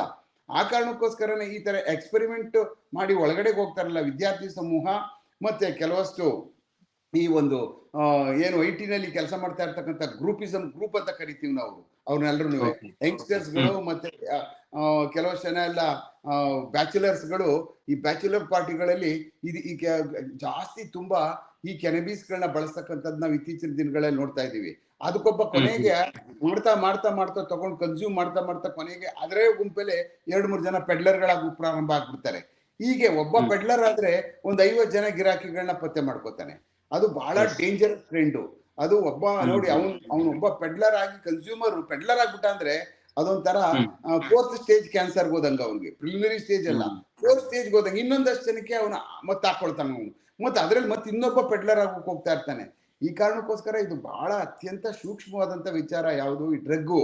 ಆಮೇಲೆ ಬಹಳ ಕಷ್ಟಪಡ್ಬೇಕು. ಬೇರೆ ಕೆಲಸಗಳಿಗಿಂತ ಇದು ಬಹಳ ವಿಚಿತ್ರವಾದಂತ ಪತ್ತೆಕಾರಿಕೆ. ಇದು ಬಹಳ ಸುಲಭ ಅಲ್ಲ. ಇದು ಈ ಕೆಲಸ ಪತ್ತೆ ಮಾಡುವಂತದ್ದು, ಅರೆಸ್ಟ್ ಮಾಡುವಂತದ್ದು ನಿರಂತರವಾದಂತ ಅದರಲ್ಲಿ ಪ್ರತಿ ದಿವಸ 1-2 ಗಂಟೆ ಆದ್ರೂ ಈ ಡ್ರಗ್ ವಿರುದ್ಧ ಕೆಲಸ ಮಾಡ್ಬೇಕು. ಪೊಲೀಸ್ ಸ್ಟೇಷನ್ ಕೂತ್ಕೊಂಡು ಇನ್ಫಾರ್ಮೇಶನ್ಗಳು ಗ್ಯಾದರಿಂಗು, ಪಾಕೆಟ್ಗಳಲ್ಲಿ ಎಲ್ಲಿ ಸಪ್ಲೈ ಆಗ್ತದೆ, ಯಾವ ಜಾಗದಲ್ಲಿ ಕೂತ್ಕೊಳ್ತಾರೆ, ಯಾವ ಜಾಗ ನಾವು ಸೋಮಾರಿ ಕಟ್ಟೆಗಳು ಅಂತ ಕರಿತೀವಲ್ಲ ಆ ಜಾಗಗಳಿಗೆ ಯಾವ್ಯಾವ ಸೋಮಾರಿ ಕಟ್ಟೆ ಬೆಂಗಳೂರು ನಗರದಲ್ಲಿ ನಮ್ಮ ಜೂರಿಸ್ಡಿಕ್ಷನ್ ಅಲ್ಲಿ ಆ ಸೋಮಾರಿ ಕಟ್ಟೆಗಳಲ್ಲಿ ಯಾರ್ಯಾರು ಸೇರ್ತಾವ್ರೆ ಬಂದು ಅಲ್ಲಿ ನಡೆಯುವಂತ ಚಟುವಟಿಕೆಗಳೇನು, ಅಲ್ಲಿ ಗಾಂಜಾಗಳು ಹೊಡಿತಾ ಇದ್ದಾರಾ, ಮತ್ತೆ ಬೇರೆ ಇನ್ಯಾವ್ದಾದ್ರು ಅಂಡರ್ ಕನ್ಸ್ಟ್ರಕ್ಷನ್ ಬಿಲ್ಡಿಂಗ್ ಗಳಿಗೆ ಯಾವ್ದಾದ್ರು ಸೇರ್ತಾ ಇದ್ದಾರಾ, ಮತ್ತೆ ಖಾಲಿ ಜಾಗಗಳಲ್ಲಿ ಇಷ್ಟೊತ್ತರ ಸಾಯಂಕಾಲ ಆದ್ಮೇಲೆ ಯಾವ್ದಾದ್ರು ಕಡೆ ಕಾರ್ಗಳು ನಿಂತ್ಕೊಂಡು ಸೇರ್ಕೊಡ್ತಾ ಇದ್ದಾರಾ ಅನ್ನುವಂಥದ್ದ ಈ ಬಿಲಗಳು ಅಂತ ಹೇಳ್ತಾರಲ್ಲ ಆ ಬಿಲಕ್ಕೆಲ್ಲ ಒಗ್ಗರ್ತಕ್ಕಂಥ ಪೊಲೀಸರು ಕರೆಕ್ಟ್ ಆಗಿ ಮಾಡ್ಬೇಕು.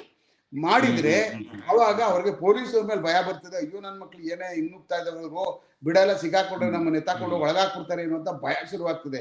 ಇವ್ರು ಯಾವಾಗ ಬಿಲಕ್ಕೆ ಹೊಗೆ ಬಿಡಲ್ಲ, ಇವ್ರು ಬಿಲಕ್ಕೆ ಕೈ ಹಾಕ್ಬಿಟ್ಟು ಎತ್ಕೊಂಡ್ಬಂದು ಪೊಲೀಸ್ ಸ್ಟೇಷನ್ ಅಲ್ಲಿ ಈಗ ಏರಿ ಎಷ್ಟಿದೆ ಅಂತ ಎಣಿಸು ಕೂತ್ಕೋತಾರೋ ಅವಾಗ ಇಂಥವೆಲ್ಲ ಜಾಸ್ತಿ ಆಗ್ಬಿಡ್ತವೆ. ಓಕೆ ಸರ್, ನಂದು ಇನ್ನೊಂದು ಪ್ರಶ್ನೆ ಇದೇ ವಿಚಾರಕ್ಕೆ ಸಂಬಂಧಪಟ್ಟ ಹಾಗೆ, ಈ ರೇವ್ ಪಾರ್ಟಿಗಳು ಹೇಗ್ ನಡೀತವೆ? ಮತ್ತೆ ನೀವು ಸಹ ಹಲವಾರು ರೇವ್ ಪಾರ್ಟಿಗಳು ರೈಡ್ ಮಾಡಿದ್ದೀರಾ, ಇದೆಲ್ಲ ಹೇಗ್ ನಡೀತವೆ ಅಂತ ಸರ್? ಆಮೇಲೆ ಇದ್ರೊಳಗಡೆ ಸಹ ಡ್ರಗ್ಸಿನ ಜಾಲ ಇದೆಯಾ ಅಂತ ರೇವ್ ಪಾರ್ಟಿ? ಹೌದೌದು ನೋಡಿ, ರೇವ್ ಪಾರ್ಟಿಗಳು ಎಲ್ಲಾ ರೇವ್ ಪಾರ್ಟಿಗಳಲ್ಲೂ ಡ್ರಗ್ ಜಾಲ ಇರಲ್ಲ. ಕೆಲವಷ್ಟು ರೇವ್ ಪಾರ್ಟಿಗಳಲ್ಲಿ ಡ್ರಗ್ ಇದೆ ಅಂತಾನೆ ರೇವ್ ಪಾರ್ಟಿಗಳನ್ನ ಅರೇಂಜ್ ಮಾಡ್ತಾರೆ. ಬಹಳ ಅತ್ಯಂತ ಗೌಪ್ಯವಾಗಿ ಯಾರಿಗೂ ಗೊತ್ತಿಲ್ಲದೆ ಇರೋ ತರ. ಆಮೇಲೆ ಅಲ್ಲಿ ಇರ್ತಕ್ಕಂತ ಒಳಗಡೆ ನಡೆಸ್ತಾರೆ ನೋಡಿ ಯಾರು ರೆಸಾರ್ಟ್ಗಳನ್ನ, ಅವ್ರಿಗೂ ಸಹ ಈ ಒಂದು ರೇವ್ ಪಾರ್ಟಿ ಒಳಗಡೆ ಈ ತರ ಒಂದು ಗಾಂಜಾನ ಮತ್ತೆ ಬೇರೆ ಬೇರೆ ಡ್ರಗ್ ನ ಯೂಸ್ ಮಾಡ್ತಾ ಇದ್ದಾರೆ ಅಂತ ಅನ್ನುವಂತ ಪರಿವೇ ಇಲ್ಲದೆ ಬಂದಿರ್ತಕ್ಕಂಥವರೇ ಸೇರ್ಕೊಂಡು ಮಾಡುವಂತದ್ದು ಆದಾಗ ಅತಿರೇಕಕ್ಕೆ ಹೋದಾಗ ಅವ್ರಿಗೆ ಗೊತ್ತಾಗ್ತದೆ, ಓಹೋ ಇವ್ರೇನು ಒಳಗಡೆ ಗಲಾಟೆ ಆಗ್ತಕ್ಕಂಥದ್ದು ಮತ್ತೆ ಅವರ ವ್ಯಾಲ್ಯೂಮ್ಗಳು ಜಾಸ್ತಿ ಆಗ ಪ್ರಾರಂಭ ಆದಾಗ ಇವ್ರಿಗೆ ಗೊತ್ತಾಗ್ಬಿಡ್ತದೆ ಇಲ್ಲೇನು ಡ್ರಗ್ಗಳು ಮಾಡ್ತಾ ಇದ್ದಾರೆ ಅಂತ ಅನ್ನುವಂಥದ್ದು. ಅಂಥದ್ರಲ್ಲೂ ಸಹ ಕೆಲವಷ್ಟು ರೆಸಾರ್ಟ್ಗಳಲ್ಲಿ ಅವ್ರನ್ನೆಲ್ಲರೂ ಆಚೆ ಓಡಿಸಿ ಪೊಲೀಸರು ಕರೆಸಿ ಅವ್ರಿಗೆಲ್ಲರೂ ಚೆಕ್ ಮಾಡಿಸಿ ಇದೆಲ್ಲ ಮಾಡಿದ್ದಾರೆ. ಬಟ್ ಕೆಲವಷ್ಟು ರೇವ್ ಪಾರ್ಟಿಗಳಿಗೆ ಕಂಡಕ್ಟ್ ಮಾಡೋಕ್ಕೋಸ್ಕರನೇ ಕೆಲವಷ್ಟು ಇವು ಜಾಯಿಂಟ್ಗಳಿದ್ದಾವೆ. ಆ ಜಾಯಿಂಟ್ಗಳಲ್ಲಿ ಬಹಳ ಅತ್ಯಂತ ಗೌಪ್ಯವಾಗಿ ಈ ರೇವ್ ಪಾರ್ಟಿಗಳನ್ನ ಮಾಡಿ ಅಲ್ಲಿ ಡ್ರಗ್ಗಳಿಗೆ 100ಕ್ಕೆ 100% ಅಲ್ಲಿ ಬರ್ತಕ್ಕಂಥವ್ರು ಎಲ್ಲಾ ಸಹ ಡ್ರಗ್ಗಳಿಗೆ ಬರ್ತಾರ. ಅವರು ಅದನ್ನ ನೀಟಾಗಿ ಅರೇಂಜ್ ಮಾಡಿ ಒಂದು ಚೂರು ಸಸ್ಪಿಷನ್ ಬರದೇ ಇರೋ ತರ ಆ ಜಾಯಿಂಟ್ಗಳನ್ನ ಮೇಂಟೈನ್ ಮಾಡ್ಕೊಂಡು ಈ ರೇವ್ ಪಾರ್ಟಿಗಳನ್ನ ಮಾಡ್ತಕ್ಕಂಥದ್ದು ಮಾಡ್ತಾರೆ. ಆ ಕಾರಣಕ್ಕೋಸ್ಕರನೇ ಇದೆಲ್ಲಾ ರೇವ್ ಪಾರ್ಟಿಗಳು ಮಾಡ್ತಾರೆ ಅಂತ ಅನ್ನುವಂಥದ್ದು ಆದಾಗ ಅವಾಗ ಯಾರು ನಡೆಸ್ತಾ ಇದ್ದಾರೆ, ಏನ್ ನಡೆಸ್ತಾ ಇದ್ದಾರೆ, ಏನ್ ನಡೀತಾ ಇದೆ ಅಲ್ಲಿ ಅಂತ ಚಟುವಟಿಕೆನ ಪೊಲೀಸರುಗಳು ಬಹಳ ಹತ್ತಿರದಿಂದ ಗಮನಿಸಬೇಕಾಗ್ತದೆ. ಏನ್ ಚೆಕ್ ಮಾಡ್ಬಿಟ್ಟು ಹೋಗಿ ರೇಡ್ ಮಾಡುವಂಥದ್ದಲ್ಲ. ಗೊತ್ತಾಗ್ಬಿಡ್ತದೆ Okay. ಯಾವ ಜನ ಸೇರ್ತಾ ಇದಾರೆ ಅಲ್ಲಿ, ಯಾವ ಜನ ಬರ್ತಾ ಇದಾರೆ, ಬರ್ತಾ ಇರ್ತಕ್ಕಂಥ ಜನಗಳ ಮುಖಗಳು ಅವ್ರ ಕಣ್ಗಳೇ ನೋಡಿದಾಗ್ಲೇ ಹೇಳ್ದಾಗ್ಲೇ ಗೊತ್ತಾಗ್ಬಿಡ್ತದೆ ಇಲ್ಲೇನ್ ನಡೀತಾ ಇದೆ, ಏನ್ ಮಾಡ್ಕೊಂಡ್ ಬರ್ತಾ ಇದಾರೆ ಇವರು ಅಂದ್ಬಿಟ್ಟು ಅಂತ. ಆ ಕಾರಣಕ್ಕೋಸ್ಕರನೇ ಪೊಲೀಸರುಗಳ ಹದ್ದಿನ ಕಣ್ಣಿದೆಯಲ್ಲ ಅದು ತುಂಬಾ ಜಾಸ್ತಿ ಚೆನ್ನಾಗಿದ್ರೆ ನನ್ನ ಲೆಕ್ಕದಲ್ಲಿ ಇಂಥವನ್ನೆಲ್ಲ ಬಲಿ ಹಾಕೋದು ಏನು ಸುಲಭದ ಕೆಲಸ. Yes sir, thank you sir. ನನ್ ಕಡೆ ಪ್ರಶ್ನೆ Thank ಒಂದು, ಈ ಬೆಂಗಳೂರಿನಲ್ಲಿ ಈಗೇನ್ ಸಿಗಾಕೊಂಡ್ರು, ಸೊ ಇದನ್ನ ತಡೆ ಹಿಡಿಲಿಕ್ಕೆ ನಿಮ್ಮದೊಂದು ಸಲಹೆ ಏನ್ ಸರ್? ಬೆಂಗಳೂರು ಅಂತಲ್ಲ, ಏನಿಲ್ಲ. ಇಡೀ ಕರ್ನಾಟಕದಲ್ಲಿ ಇದನ್ನ ತಡೆ ಹಿಡಿಲಿಕ್ಕೆ. ನೋಡಿ ಈ ತರದ್ದೆಲ್ಲ ಆಗ್ತಾ ಇದೆ ಅಂತ ಅಂದಾಗ ನಾವುಗಳು ಪೊಲೀಸ್ ಠಾಣೆಗಳಿಗೆ ಕೆಲಸ ಮಾಡ್ತಾ ಇರ್ತೀವಿ. Police jurisdiction is very very small. ಅದೇನ್ ತುಂಬಾ Okay. ದೊಡ್ಡ ಏರಿಯಾ ಏನ ಇರಲ್ಲ ಅದು. ಒಂದ್ ದಿವಸದಲ್ಲಿ ಎಲ್ಲಾ ಪೊಲೀಸ್ ಸ್ಟೇಷನ್ 4 ಸಾರಿ ಓಡಾಡ್ಕೊಂಡು ಬಂದ್ಬಿಡ್ಬೋದು. ಎಲ್ಲೆಲ್ಲಿ ಏನೇನು ಯಾವ್ಯಾವ ಜಾಗಗಳಲ್ಲಿ ಏನೇನು ನಡೀತಾ ಇದೆ, ಯಾವ ಫ್ಯಾಕ್ಟ್ರಿಗಳಿದಾವೆ, ಆಮೇಲೆ ಏನೇನು ಮಾಡೋದಕ್ಕೆ ಇಲ್ಲಿ ಬರ್ತಾರೆ, ಅಕ್ಕಪಕ್ಕದವ್ರಗಳನ್ನ ಬಹಳ ಚೆನ್ನಾಗಿ ಇಟ್ಕೊಳ್ಳುವಂಥದ್ದು, ನೈಬರ್ಹುಡ್ ವಾಚ್ ಸ್ಕೀಮ್ ಅಂತ ಮಾಡ್ತೀವಿ ನಾವು. ಅಲ್ಲಿ ಹೋಗಿ ಅವ್ರನ್ನೆಲ್ಲ ಪಾಕೆಟ್ಗಳಲ್ಲಿ ಆ ಜನಗಳೆಲ್ಲ ಸೇರಿಸುವಂಥದ್ದು, ಮಾತಾಡುವಂಥದ್ದು. ಯಾರಾದ್ರೂ ಹೊಸದಾಗಿ ಯಾರಾದ್ರೂ ಬಂದು ಬಾಡಿಗೆಗೆ ತಗೊಂಡ್ರೆ, ಹೊಸದಾಗಿ ಏನಾದ್ರು ಮ್ಯಾನುಫ್ಯಾಕ್ಚರ್ ಮಾಡೋಕ್ ಬಂದ್ರೆ, ಹೊಸದಾಗಿ ಏನಾದ್ರು ಫ್ಯಾಕ್ಟ್ರಿ ಹಾಕಿದ್ರೆ, ಏನ್ ಹಾಕಿದ್ರು ಸಹ ಬಂದು ಪೊಲೀಸರುಗಳು ಅದನ್ನ ನೋಡ್ತಕ್ಕಂಥ ಒಂದು ಇನ್ಫಾರ್ಮೇಶನ್ಗಳನ್ನ ಕಲೆಕ್ಟ್ ಮಾಡ್ಕೊಳ್ಳುವಂತ ಶಕ್ತಿ ಅಲ್ಲಿ ಲೋಕಲ್ ಪೊಲೀಸ್ ಇರ್ಬೇಕು. ಇಲ್ಲಾಂದ್ರೆ ಫೇಲ್ ಆಗ್ಬಿಡ್ತೀವಿ ನಾವು. ಆಮೇಲೆ ಆ ಒಂದು ಗಲ್ಲಿ ಇದೆ ಅಂದ್ರೆ ಆ ಗಲ್ಲಿನಲ್ಲಿ ಏನಿದೆ, ಗಲ್ಲಿನಲ್ಲಿ ಎಷ್ಟು ಬೇರೆ ಬೇರೆ ತರವಾದಂತಹ ಚಟುವಟಿಕೆಗಳು ಏನ್ ನಡೀತಾ ಇದೆ ಅದನ್ನ ಬೇರೆಯವ್ರನ್ನ ವಿಚಾರ ಮಾಡುವಂಥದ್ದು, ಕೇಳುವಂಥದ್ದು. ನೀವೇನು ಮಾಡಕ್ ಹೋಗ್ಬಾರ್ದು. ಯಾರೋ 4 ಜನ ಹತ್ರ ಅಂಗಡಿ ಹತ್ರ ನಿಂತ್ಕೊಂಡು ಸುಮ್ನೆ ಕೇಳ್ತಾ ಇದ್ರೆ ಸಾಕು, ಆಟೋಮೆಟಿಕ್ ಆಗಿ ಅಕಸ್ಮಾತ್ ಅಲ್ಲಿದ್ರು ನನ್ ಮಗ ಓಡೋಗ್ಬಿಡ್ತಾನೆ, ಏನೋ ವಿಚಾರ ಮಾಡ್ತಾವ್ರೆ ಇವರು, ಗೊತ್ತಾಗಿದೆ ಅದಕ್ಕೆ ಸ್ಮೆಲ್ಟ್ ಆಗಿದೆ ಅಂತ ಅವ್ನು ನಾಳೆ ಬೆಳಗ್ಗೆನೇ ಇರಲ್ಲ ಅವನು. ಅಷ್ಟಾದ್ರೂ ಮಾಡ್ಬೋದಲ್ಲ ನಾವು ಪೊಲೀಸರುಗಳು. ಈಗ ನನ್ನ ಏರಿಯಾದಲ್ಲಿ ಇದೆಯಪ್ಪ, ನನ್ನ ಏರಿಯಾದ ಒಳಗಡೆ ಬಂದು ಸೇರ್ಕೊಬಿಟ್ಟು ನಾಳೆ ನಾನು ಸಸ್ಪೆಂಡ್ ಡಿಸ್ಮಿಸ್ ಆಗಿ ಹೋಗ್ಬಿಡ್ತೀನಿ, ಇಂಥದ್ದಾದ್ರೂ ಅವಾಯ್ಡ್ ಮಾಡೋಕ್ಕೋಸ್ಕರ ಇಂಥ ಪೊಲೀಸ್ ನಾನು ಮಾಡ್ಬೇಕಲ್ಲ ಅಂತ ಅನ್ನುವಂಥ ಗಲ್ಲಿ ಪೊಲೀಸ್ನ ಪರ್ಫೆಕ್ಟ್ ಆಗಿ ಮಾಡಿದ್ರೆ, ಮನೆ ಪೊಲೀಸ್ ಅಂತ ಕರಿತೀವಿ ನಾವು, ಆ ತರದ್ ಗಲ್ಲಿ ಪೊಲೀಸ್ ಕರೆಕ್ಟ್ ಆಗಿ ಮಾಡಿದ್ರೆ ಇವ್ರು ಯಾರು ಬರೋಕ್ ಸಾಧ್ಯನೂ ಆಗಲ್ಲ. ಈ ತರ ಸಣ್ಣ ರೌಡಿಸಂ ಬೆಳಿಗೂ ಸಾಧ್ಯ ಆಗಲ್ಲ. ಸಣ್ಣ ಗಾಂಜಾ ಹೊಡ್ಕೊಂಡು ಅಲ್ಲಿ ಇಲ್ಲಿ ಕೂತ್ಕೊಂಡು ಎಲ್ರಿಗೂ ಎದುರಿಸ್ಕೊಂಡು ಹೆಣ್ಮಕ್ಳು ತೊಂದರೆ ಕೊಡ್ತಕ್ಕಂಥವ್ರು ರಸ್ತೆಯಲ್ಲಿ ಕಾಣಿಸೋದು ಇಲ್ಲ. ಪಕ್ಕಾ ಗಲ್ಲಿ ಪೊಲೀಸ್ ಮಾಡ್ಬೇಕು. Yes sir, thank you sir, thank you so much. ಇಷ್ಟೊತ್ತು ನಮ್ಮ ಚರ್ಚೆಯಲ್ಲಿ ಭಾಗವಹಿಸಿದ್ದಕ್ಕೆ ಥ್ಯಾಂಕ್ ಯು ಸರ್. ವೀಕ್ಷಕರೇ, ಎಸ್ ಸರ್, ವೀಕ್ಷಕರೇ ನೋಡಿದ್ರಲ್ಲ, ಬೆಂಗಳೂರಿನಲ್ಲಿ ಮತ್ತು ಇಡೀ ಕರ್ನಾಟಕದಲ್ಲಿ ಏನ್ ಡ್ರಗ್ಸ್ ಜಾಲ ನಡೀತಾ ಇದೆ, ಸೊ ಡ್ರಗ್ಸ್ ದಂಧೆ, ಇದನ್ನ ರಾಜ್ಯ ಸರ್ಕಾರ ಕೂಡಲೇ ತಡೆಗಟ್ಟಬೇಕು. ಸೊ ಇದಕ್ಕೆ ಬಲಿಯಾಗ್ತಿರುವಂತಹ ನಮ್ಮ ಯುವಕರನ್ನ ಕೂಡಲೇ ರಕ್ಷಿಸಬೇಕು. ಇದು ನಮ್ಮ ಈದಿನ.com ನ ಕಾಳಜಿಯೂ ಸಹ ಹೌದು. ಇದಿಷ್ಟು ವಿಚಾರವನ್ನ SK ಉಮೇಶ್ ಅವರು, ನಿವೃತ್ತ ಪೊಲೀಸ್ ಅವರು, ಏನ್ ಡ್ರಗ್ಸ್ ಜಾಲ ಅಂದ್ರೆ ಡ್ರಗ್ಸ್ ದಂಧೆ ಹೇಗ್ ನಡೆಯುತ್ತೆ ಅನ್ನೋದನ್ನ ಅಷ್ಟು ವಿಸ್ತೃತವಾಗಿ ನಮ್ಮ ಈದಿನ.com ನ ಈ ಪ್ಯಾನಲ್ ಚರ್ಚೆಯಲ್ಲಿ ಹೇಳಿದ್ದಾರೆ. ಇದೇ ರೀತಿ ಇನ್ನು ಸಾಕಷ್ಟು ವಿಡಿಯೋಗಳಿಗಾಗಿ ನಮ್ಮ ಈದಿನ.com ಯೂಟ್ಯೂಬ್ ಚಾನಲ್ ನ ಸಬ್ಸ್ಕ್ರೈಬ್ ಮಾಡಿ ಮತ್ತು ನಮ್ಮನ್ನ ಬೆಂಬಲಿಸಿ. ನಮಸ್ಕಾರ. ಮತ್ತಷ್ಟು ವಿಶೇಷ ವಿಡಿಯೋಗಳನ್ನು ನೋಡಲು ಮತ್ತು ಹೊಸ ವಿಡಿಯೋಗಳ ಬಗ್ಗೆ ತಿಳಿಯಲು ಈದಿನ.com ಯೂಟ್ಯೂಬ್ ಚಾನೆಲ್ ಸಬ್ಸ್ಕ್ರೈಬ್ ಮಾಡಿ ಮತ್ತು ಬೆಲ್ ಐಕಾನ್ ಕ್ಲಿಕ್ ಮಾಡಿ.